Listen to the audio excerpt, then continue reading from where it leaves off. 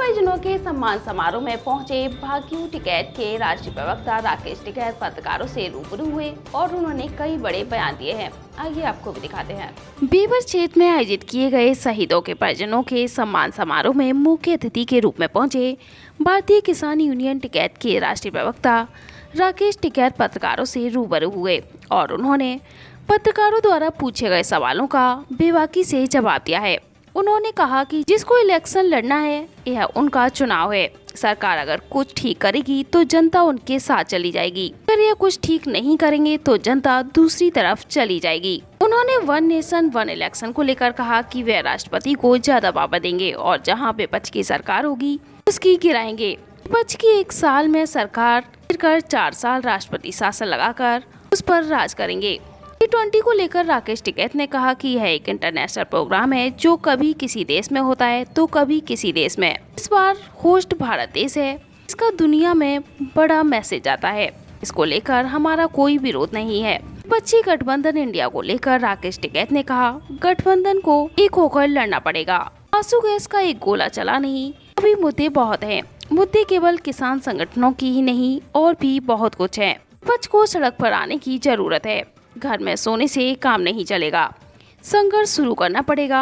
राकेश टिकैत ने कहा विपक्ष को मजबूत होना चाहिए। अगर विपक्ष कमजोर होगा तानाशाहों का जन्म होगा। सबसे ज्यादा कब्जाधारी बीजेपी और संघ के लोग हैं। इसे अपनी जमीनी बचाओ को लेकर राकेश टिकैत ने कहा इनको आंदोलन का रास्ता तैयार करना चाहिए। केंद्र सरकार की कमी हो तो उसको खड़े होकर प्रदर्शन करना चाहिए।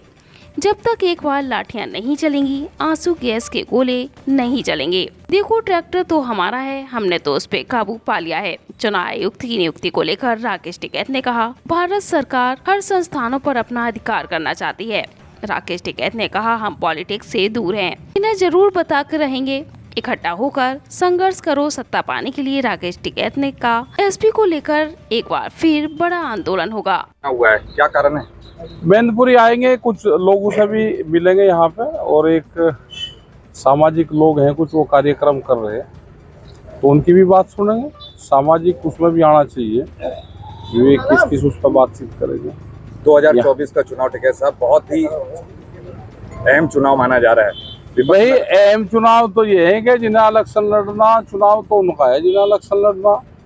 हमारा किसानों का क्या चुनाव? नहीं, आम मतदाता के तौर पे अगर आप आपको माने तो आप भी तो एक सरकार बनाने में अहम भूमिका निभाएंगे। किसानों की बहुत बड़ी भूमिका रहती है, आप नेतृत्व करते हैं। अरे जब जा उछल कूद भाई जैसा करेगा साई बार फिर हो जा।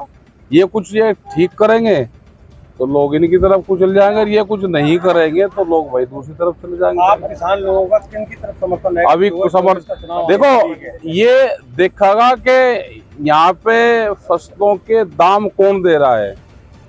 मक्का का किसान को नुकसान है, अगर नुकसान में कोई वोट जिसको देना चाहता है वह दे सके। एमएसपी पे फसलें बिखरी क्या, आलू के किसान का क्या हाल है, पानी क्या हाल है, फर्जी मुकदमे हो रहे क्या, पहले वाली सरकारों में ज्यादा होते थे या इसमें ज्यादा होते हैं। तो आदमी सारी चीज देखता है। एजुकेशन का क्या हाल है तो ये सब चीज देखता है। अच्छा, वन नेशन वन पेंशन को लेके क्या आपकी क्या राय है?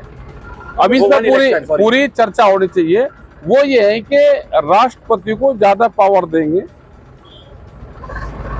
जो विपक्ष की सरकार होगी उसकी सरकार गिराएंगे और फिर 4 साल तक, 1 साल में सरकार गिराकर 4 साल तक राष्ट्रपति शासन लागू रखेंगे।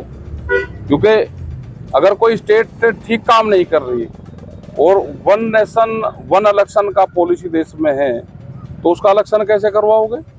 तो उसका तो ये होगा कि राष्ट्रपति को पावर इस तरह की दी जाएगी कि ज्यादा पावर वहां पर हो जाए, राष्ट्रपति शासन लागू करके और फिर उस पर 4 साल तक राज आप करो। एक तरफ केंद्र सरकार वन नेशन वन इलेक्शन की बात कर रही है, वहीं एक तरफ G20 करा रही है, तो पैसे का तो हवा खर्चा हो ही रहा है, जनता की मार पड़ रही है। इसको लिए क्या कहेंगे सरकार? नहीं चलो, G20 तो एक इंटरनेशनल प्रोग्राम होते हैं ये, और कभी किसी देश में होता है कभी किसी में होता है। तो होस्ट भारत है तो एक बड़ा मैसेज पूरी दुनिया में जाता है, उसका कोई विरोध नहीं हम करते। अभी चुनाव होने वाले हैं, एनडीए नहीं उससे भाई G20 ये होता है कि दूसरे कंट्री में करें तो कोई ना कोई तो करेगा, कभी ये कहीं होता है कभी कहीं होता है। हमारा भी एक इंटरनेशनल प्रोग्राम है, हमें इसलिए पता है कि अब की बार हमारा भी करीब 800 डेलीगेट किसान संगठन के पूरी दुनिया से भारत में आएंगे। 2024 के चुनाव को लेके विपक्ष एक होके इंडिया नाम से गठबंधन तैयार किया है। भाई और लड़ना NDA से पड़ेगा। आंसू गैस का एक गोला नहीं चला अभी कहीं। मुद्दे बहुत हैं देश में। मुद्दे कोई किसान संगठन के लिए नहीं है कि मुद्दे बहुत हैं। विपक्ष वालों को सड़क पर आने के, अब घर में ना सो, सड़क पर आने के संघर्ष शुरू कर दो। साफ तौर से टिकैत साहब का संदेश है कि विपक्ष के आंदोलन करो, सरकार के खिलाफ ही। और किसके खिलाफ करोगे? तो देखो पॉलिटिकल आदमी का काम क्या है कि या तो कुर्सी पे बैठो, अगर कुर्सी पे नहीं बैठे तो सामने बैठ के कुर्सी की कमी गिनो। तो टिकैत साहब चाहते हैं कि एनडीए पूरी तरह से सरकार। बिल्कुल, हम तो ये चाहते हैं कि देश में विपक्ष कोई भी हो वो मजबूत रहना चाहिए। विपक्ष अगर कमजोर होगा तो देश में तानाशाहों का जन्म होगा। तो विपक्ष में ही बैठा रहे, ऐसा चाह रहे हैं कि विपक्ष सरकार। अरे जो हाथ पा हला होगा भाई बन जाएगा। तो कुश्ती का खड़ा है भाई, कौन हारेगा कौन जीतेगा किसे पता। मोहन भागवत जी कह रहे हैं कि जो इंडिया बना है गठबंधन का नाम, उसका इंडिया ना कहा जाए, उसको भारत कहा जाए। नहीं तो और वो तो कह रहे हैं, उन्हें तो भाई कहना कुछ न कुछ अपने इनसे आरएसएस वालों से और जो बीजेपी के लोग हैं इनसे अपने गांव के मंदिर, गांव की धर्मशाला, गांव की सरकारी जमीन, गांव के शमशान घाट, इनसे वो बचा लो। ये सब पे ट्रस्ट बना रहे हैं अपने, उनको बेच रहे हैं, उन पे मंदिरों पे कब्जे कर रहे हैं। सबसे ज्यादा कब्जाधारित तो ये बीजेपी के संघ के लोग हैं। इनसे अपनी जमीन बचाओ। अगर किसी पे जमीन है गांव समाज की है तो उसका ट्रस्ट बनाओ अपना गांव का, अपने मंदिर बचाओ। नहीं तो बीजेपी के संघ के लोग ये सारे आपके कब्जा करेंगे। इतना जानकारी होने के बाद भी आप कह रहे हैं कि हम किसी का समर्थन नहीं कर रहे, जनता के ऊपर छोड़ दिया। तो जब आप बता रहे हैं तो फिर समर्थन क्यों नहीं दे रहे किसी? हम तो गाँव वालों की तो बतावे सारी बात है। जी, क्या लगता है कि जिस तरीके से केंद्र सरकार ने विशेष सत्र की मांग की है, क्या इंडिया गठबंधन से घबरा के की है? उन्हें लग रहा है अभी तो घबराहट है नहीं, अभी तो ये सारे डर रहे हैं। अच्छा, लगता है विपक्ष डरा हुआ विपक्ष देश में तानाशाहों को जन्म देगा। इनको आंदोलन का रास्ता अख्तियार करना चाहिए। कोई भी कमी केंद्र सरकार की उसकी है, उसके खिलाफ बिल्कुल खड़ा होकर प्रदर्शन करने चाहिए। जब तक एक बार लाठियां नहीं चलेगी, आंसू गैस के गोले नहीं चलेंगे। देखो ट्रैक्टर तो हमारा है, हमने तो उसमें काबू पा लिया। ठीक है, कहीं इंडिया गठबंधन का डर बीजेपी सरकार को सता रहा है।